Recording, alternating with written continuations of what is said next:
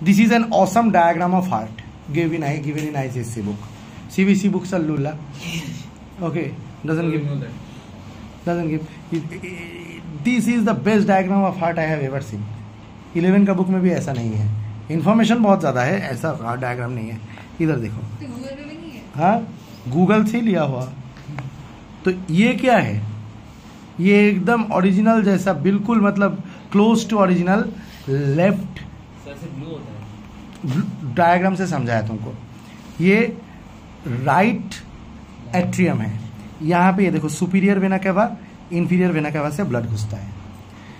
Blood जब right atrium से right atrium से राइट वेंट्रिकल में आता है. ये राइट वेंट्रिकल है, देखो, देख रहे हो, ये राइट वेंट्रिकल है. तो लेफ्ट एट्रियम, राइट एट्रियम से राइट वेंट्रिकल में जब आता है तो ट्राइकस्पिड वल्व को धकेल के आता है. सुनो ध्यान से, ट्राइकस्पिड वल्व को क्या करके आता है? धकेल के आता है. ट्राइकस्पिड वल्व एक तरफ से खुलता है. अब जब राइट वेंट्रिकल पल्मोनरी आर्टरी से डीऑक्सीजनेटेड ब्लड को लंग्स की तरफ भेजेगा, तब ऐसे सिकुड़ जाएगा, कॉन्ट्रैक्ट करेगा, क्योंकि ये मस्कुलर है. कॉन्ट्रैक्ट करने से ब्लड जाएगा. तो तुम्हारा डर ये रहेगा, कॉन्ट्रैक्ट करने से ब्लड तो वापस एट्रियम में चला जाएगा, क्योंकि यहां पे तो कॉन्ट्रैक्ट हो रहा है. लेकिन ब्लड वापस एट्रियम में इसलिए नहीं जाता क्योंकि ये जो ट्राइकस्पिड वल्व है ये तभी खुलता है जब ऊपर से प्रेशर मिले. नीचे से प्रेशर मिले तो नहीं खुलेगा. दरवाजे की तरह, दरवाजा एक ही तरफ खुलता है ना, उल्टा तरफ से प्रेशर दोगे खुलेगा नहीं. और 3 फ्लैप्स रहता है. Is this clear to you? ये कहां चला गया? लंग्स में. लंग्स से ऑक्सीजनेटेड होके वापस आता है पाल्मोनरी वेन्स से. देखो, 2 पाल्मोनरी वेन घुसा है कहां पे? Left atrium. तो पूछ रहे थे ना नीला और लाल क्यों क्या है? नीला क्या है? डीऑक्सीजनेट समलाने के लिए. लाल क्या है? ऑक्सीजनेटेड समलाने के लिए. तो ये आएगा यहां पे, क्या आ गया? लेफ्ट एट्रियम में क्या आ गया? Oxygenated blood.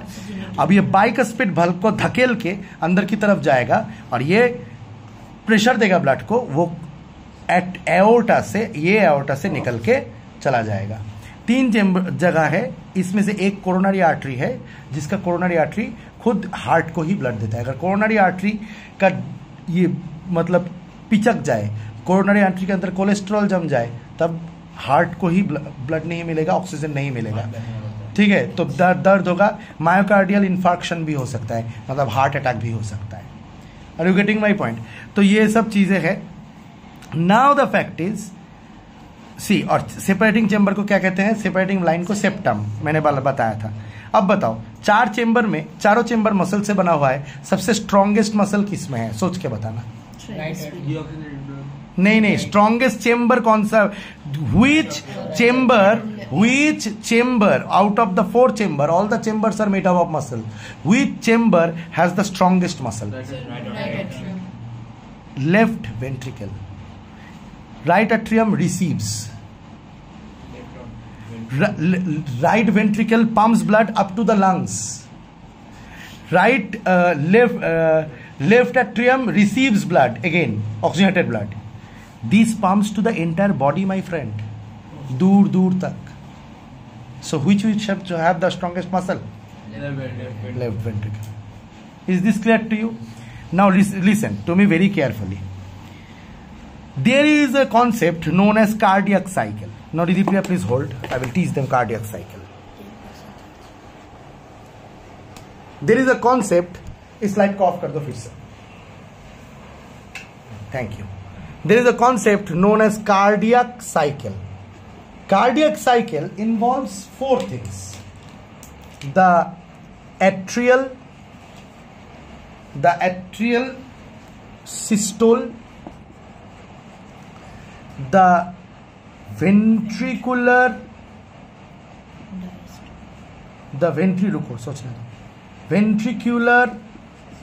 diastole, the ventricular systole, and the joint diastole. Now this is interesting. What happens is atrial systole first. Now listen to me very carefully. Suppose this is the heart. Oh, এখনই হার্টের কি ছবি দেখালাম আর কি heart আঁকলাম না, সেই কিন্তু আমি আমার তো টিচার পাবি না তোরা হার্ট যায় খেয়ে হার্ট আপনি দেখ আমি তোরা হার্ট ভাবতে পারতেছিস তো ঠিক আছে হার্ট ভাবতে পারতেছিস তো এটাকে হার্ট ভাবতে পারতেছিস তো ব্যাস আর প্রবলেম কি এটা তাহলে কি right Arik atria right atria ঠিক আছে রাইট কি অ্যাট্রিয়া যখন ও অ্যাট্রিয়াম না যখন ব্লাড রিসিভ করতেছে তখন atrium should be at relax state are you getting my point atrium should be at relax state একটু পজ করতে শুনে নে মন দিয়ে শুনে নে atria should be at relax state relax স্টেটে থাকা মানে ডায়াস্টোল থাকা রিল্যাক্স মানে কি রিল্যাক্স মানে ডায়াস্টোল আর কন্ট্রাক্ট মানে systole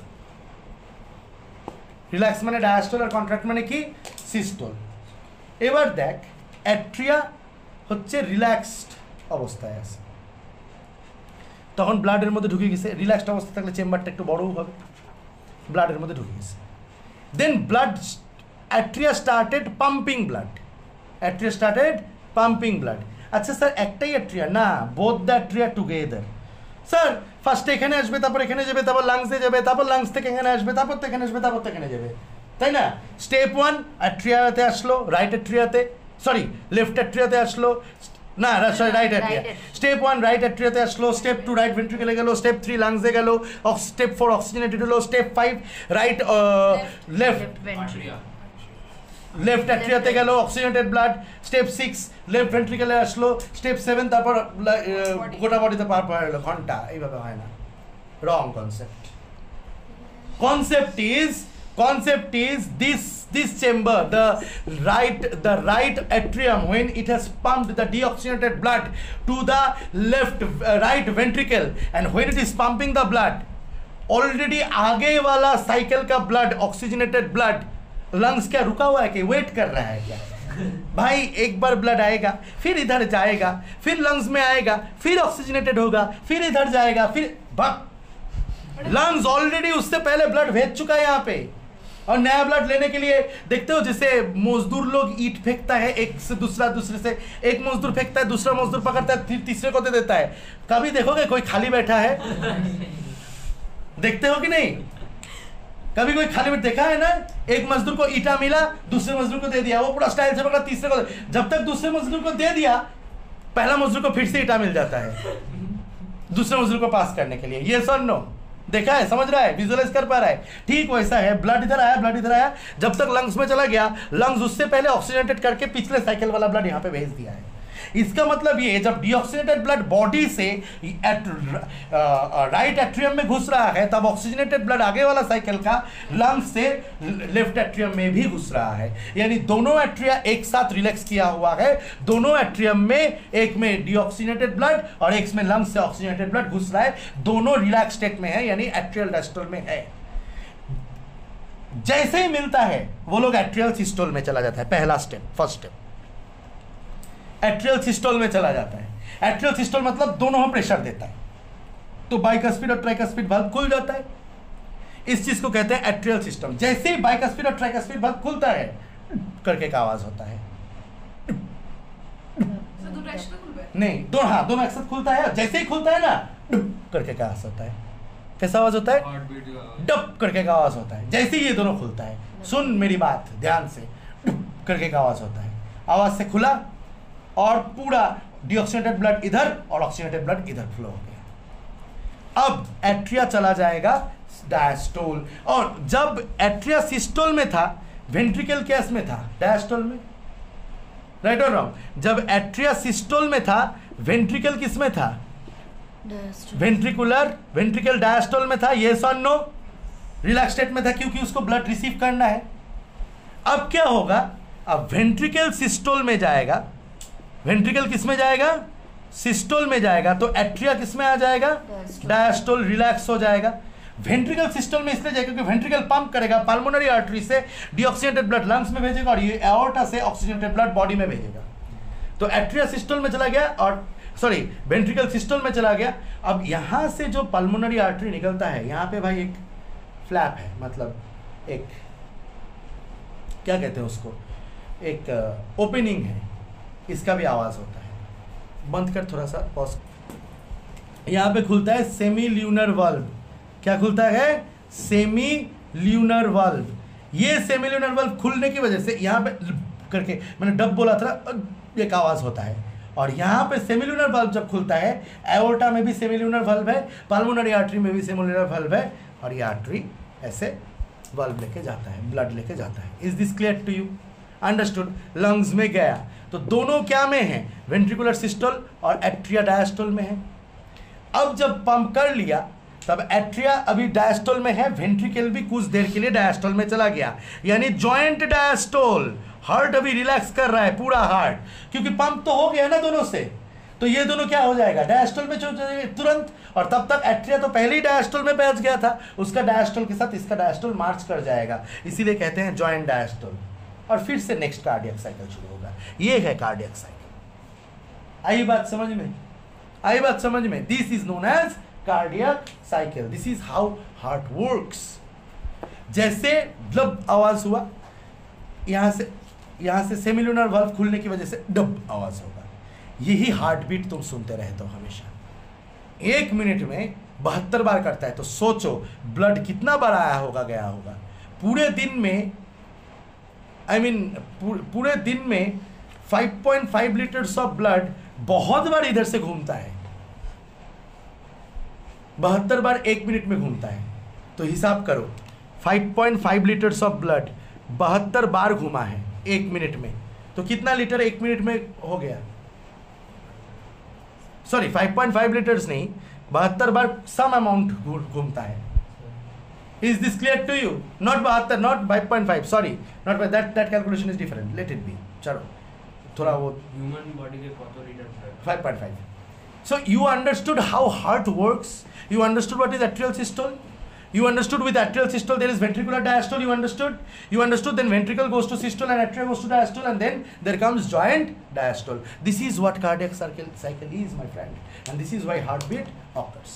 Now the last but not the least question कि pulmonary artery क्यों deoxygenated blood लेके जा रहा है?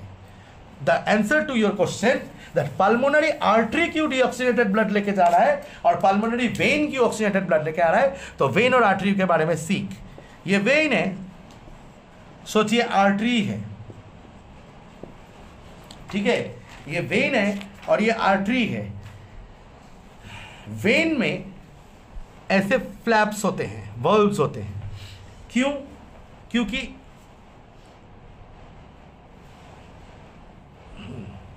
और आर्टरी जो है, आर्टरी का जो वाल है वो मोटा होता है ऐसा, और वेन का जो वाल है वो पतला होता है ऐसा। सर क्यों? क्योंकि सोच के देख, आर्टरी में प्रेशराइज्ड ब्लड जाता है, वेंट्रिकल से प्रेशर किया हुआ ब्लड आर्टरी से जाता है। Oxygenated blood is always a pressurised blood. कौन? क्यों? क्योंकि ये हार्ट है, वेंट्रिकल हमेशा प्रेशर देता है ऑक्सीजनेटेड ब्लड को, तो वही सब वेन से, आर्टरी से जाता है, राइट और रॉन्ग? तो आर्टरी से प्रेशर वाला ब्लड जाएगा, आर्टरी से कौन सा ब्लड जाएगा? प्रेशर वाला ब्लड जाएगा। तो आर्टरी से अगर प्रेशर, हाई प्रेशर का ब्लड अगर आर्टरी से जा रहा है, तो आर्टरी का मतलब वॉल, आर्टरिया वॉल क्या होना चाहिए? वॉल्स ऑफ आर्टरी मोटा होना चाहिए। वेन से तो प्रेशर वाला ब्लड नहीं जाता, वेन से तो नॉर्मल टिश्यू से ब्लड निकल के आता है। Are you getting my point? So normal tissue से ब्लड निकल, इसीलिए वो उतना मोटा नहीं है। अब वेन से आर्टरी में बैकफ्लो होने का कोई चांसेस नहीं है, क्योंकि हाई प्रेशर में है। वेन में ब्लैक फ्लो हो सकता है, कहीं कहीं प्रेशर गिर जाए तो ब्लैक फ्लो हो सकता है, इसीलिए ना वेन में बल्ब दिया जाता है और आर्टरी में नहीं, ताकि ब्लड उठ जाए और बल्ब बंद हो जाए, वापस नहीं आना चाहिए। डीऑक्सीजनेटेड ब्लड वापस नहीं आएगा, अब वापस आएगा तो हेमरेज हो जाएगा, फटेगा वेन। समझ में आया? वापस नहीं आना चाहिए, क्योंकि वापस आया तो प्रेशर गिरा होगा, तो ब्लड प्रेशर से आएगा तो वेन के वल्व्स फट जाएंगे और उसी को स्ट्रोक कहते हैं, haemorrhage. Is this clear to you? Understood और नॉट अंडरस्टूड? समझ में आया? वेन्स और आर्टरीज का डिफरेंस समझ में आया? वेन्स और आर्टरी का स्ट्रक्चर का डिफरेंस समझ में आया? वेन के अंदर क्या जाता है? डीऑक्सीजनेटेड ब्लड, आर्टरी के अंदर ऑक्सीजनेटेड ब्लड। वेन के अंदर डार्क रेड ब्लड होता है, इसमें ब्राइट रेड ब्लड होता है क्योंकि डीऑक्सीजनेटेड है। इसका मोटा चमड़ा होता है, आई मीन मोटा इसका वॉल्स होता है क्योंकि ये प्रेशराइज ब्लड फ्लो कराता है। इसके वॉल्स मोटा होने की जरूरत नहीं। इसमें वॉल्व इसलिए रहता है क्योंकि ये ब्लैक फ्लो अटकने के लिए, आई मीन रोकने के लिए इसमें ब्लैक फ्लो का चांस ही नहीं क्योंकि प्रेशराइज ब्लड जाता है। Is this clear to you? समझ में आया? Last but not the least, blood pressure नापते हो ना? हाँ, बीपी ब्लड प्रेशर नापते हो ना स्पिग्मोमैनोमीटर से? स्पिग्मोमैनोमीटर, स्पिग्मोमैनोमीटर is a device which helps you to measure blood pressure, right or wrong? What is blood pressure, you know? Again I am saying, the atria when it is in relaxed state known as atrial systole, both the atria will be in diastole, but I will not consider that. First step, atria received the blood and went into systole, pressurized the blood and the blood went into the ventricles, right or wrong? The blood went into the ventricles. Are you getting my point? So the ventricles then went into systole, atria went into diastole. Are you getting my point? The ventricles went into systole. These ventricles, when they went into systole, pump the blood into the lungs and the body, consecutively. Then after sending the blood, the ventricles also went into diastole. The atria were already in diastole. This is known as joint diastole. So, one you measure 120 mm of Hg, which is you say upper blood pressure. One you measure 80 mm of Hg for an adult human being, which you call lower blood pressure. The upper blood pressure that you measure is, the 120 mm of Hg, the upper blood pressure that you measure, you actually measure the ventricular diastole. What do you measure? The ventricular systole, the ventricular systole. And 80 mm of Hg is the joint diastole. 80 mm of Hg is the what? Joint diastole. You are measuring the joint. যখন সবাই relax হয়ে গেছে তখন joint diastole, ওটা হচ্ছে 80 mm হয়। আর শুধু যখন ভেন্ট্রিকেল ব্লাড পাম্প করতেছে তখন ভেন্ট্রিকুলার সিস্টল হয়, সেটা হচ্ছে 180 mm of Hg। Clear? Sure তো? কোনো প্রবলেম আছে? Sure? Transport system for ICC is complete almost. For CBSE animal is complete, plant is left. Excretion is छोटा सा, I will teach you, and the main portion that you left is control and coordination and reproduction. Reproduction in plants. Okay, so what you do is